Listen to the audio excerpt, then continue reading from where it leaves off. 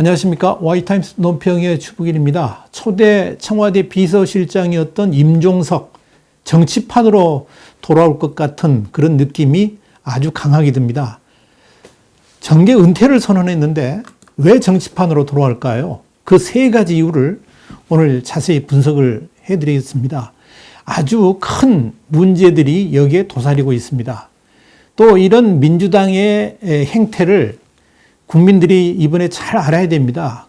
그럼에도 불구하고 민주당에 투표한다는 것은 국민들이 스스로 개와 돼지가 되기를 자초한 것이다.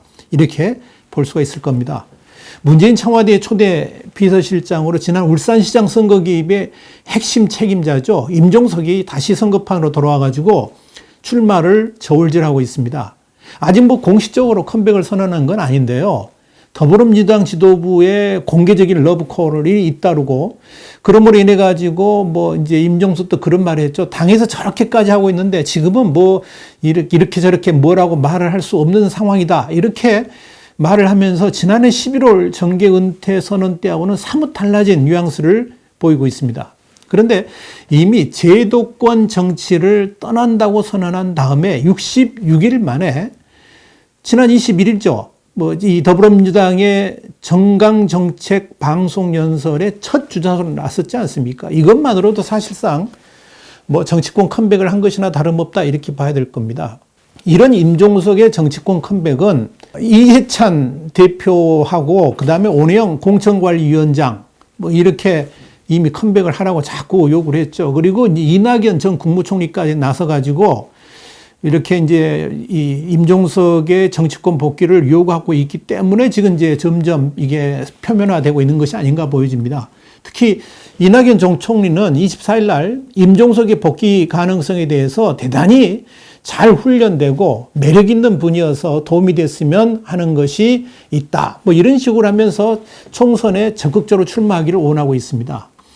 그러면서 이 당의 강력한 요구도 있었지만 본인의 선언도 있고 해서 이런저런 고민을 하는 것 같다 이렇게 말해서 이 정치권 컴백을 사실상 기정사실화했습니다.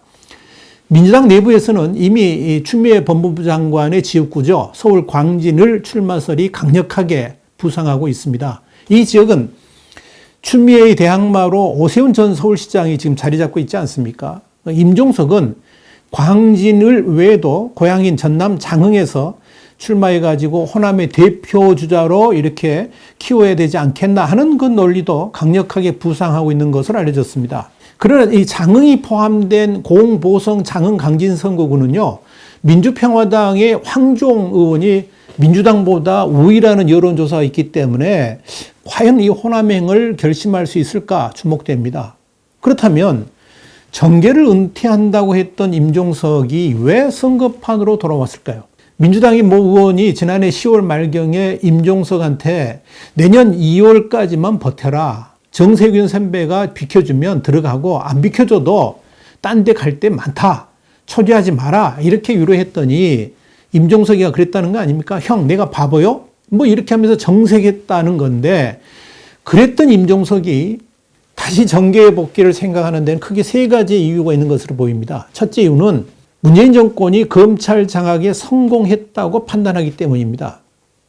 그러니까 임종석이 정치판에 다시 고개를 내미는 가장 핵심적 이유가 뭐냐면 문재인 정권이 검찰을 완전히 장악해가지고 더 이상 임종석 자신이 검찰 수사를 받을 가능성이 사라졌다.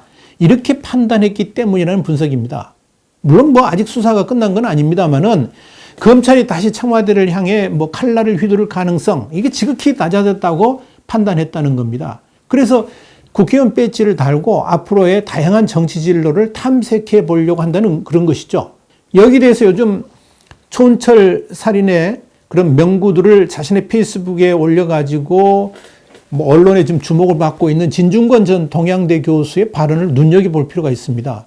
진중권 교수는 지난 24일 날 임종석 나오겠네요라는 페이스북 글에서 임종석이 정계 은퇴를 선언한 것은 조국 털리는 것 보고 지레 겁나서 도망간 것이다. 이렇게 단정을 했습니다. 또 다시 정치판으로 돌아오려고 하는 것은 다름 아니라 구멍에 숨었다가 설계가 지나가니까 다시 구멍 밖 세계가 그리워진 것이다. 이렇게 정의를 했습니다. 그러면서 이 진중권 교수는 임종석에게 잘 판단하라 이렇게 이야기했습니다. 누구처럼 옆에서 부추긴다고 분위기에 취해가지고 패가 망신하지 말고 아직 지킬 수 있을 때 가족을 지키라 이렇게 충고를 했습니다. 또 임종석의 정계 복귀를 부추기는 이낙연 전 총리한테 그분 그러니까 임종석 도움받으면 아주 피곤해질 것이다. 제2의 조국 사태가 날지도 모른다라고 경고를 했습니다. 진중권 교수는 또 다른 페이스북 글에서 임종석의 정계 은퇴 번복에 대해서 정치인이 국민들 앞에서 공개적으로 한 약속인데 가비 여기지 마라. 정계 은퇴가 어디 쇼핑몰에서 물건 주문했다가 마음 바뀌었다고 취소하는 그런 문제냐라고 비꼬았습니다. 그러면서 진중권 전 교수는 임종석 씨는 정치인의 발언이 갖는 무게감 잘 알 거라 믿습니다. 작년 11월에 정계 은퇴를 선언했는데요. 그 발언 온 국민들이 들었습니다. 임종석 씨 국민을 개돼지로 만들지 마세요 라고 지적을 했습니다. 결국 임종석이 정계 복귀하려고 하는 것은 추미애 법무장관 취임 이후에 이제 윤석열 검찰총장을 고립시켰지 않습니까? 그래서 완전히 허수아비로 만들었는데 그렇기 때문에 검찰발 리스크가 사라졌다 이런 판단을 하고 마음대로 다시 활보하면서 권력을 누려보려고 하는 그런 의미로 읽혀집니다. 두 번째 이유는 북한 배려 차원입니다. 임종석이 정계에 복귀한 중요한 두 번째 이유가 뭐냐? 북한 배려 차원이라는 분석입니다. 사실 문재인 취임 이후에 대북 관계가 원활했던 것은 임종석의 공이 큽니다. 자신이 비서실장으로 있으면서 그 권력을 가지고 북한과의 비선 라인도 가지고 있었기 때문에 이 사실상 중요한 대북 정책들을 직접 챙길 수가 있었습니다. 그런데 임종석이 청와대를 떠난 다음에 노영민 실장이 부임했습니다마는 노 실장은 북한과의 커넥션 전혀 없죠. 그러니까 남북관계 발전에 전혀 도움이 되지 않았습니다. 북한도 임종석이 청와대를 떠난 다음에 이걸 가장 아쉬워했다 이렇게 이야기가 전해집니다. 그런데 임종석이 이번 총선에서 국회의원 배지를 달게 되면 민주당과 국회에서 요직을 맡아가지고 다시 대북 천회를 움직일 수 있다는 그런 가능성이 엿보인다 하는 이야기죠. 북한이요, 임종석을 굉장히 좋아하고 잘 챙기지 않습니까? 그래서 임종석을 대북 라인의 핵심 인물로 내세워가지고 다시 이 남북교류 활성화를 꾀해보려고 하는 그런 심산으로 임종석의 정계 복귀를 청와대가 재촉하고 있다. 그런 분석입니다. 세 번째 이유는 민주당의 대선 후보로 키우기 위함입니다. 임종석이 정계 복귀를 논하면서 상당히 많이 거론되는 것 중에 하나로 바로 이 차기 대선 주자로서의 임종석의 무게감입니다. 이번 총선에서 호남의 대표 주자로 임종석을 부각시킴으로 인해 가지고 이낙연 총리와 쌍벽을 이루는 인물로 세워보겠다는 그런 문재인 후계 구도하고 연관되어 있다는 그런 것이죠.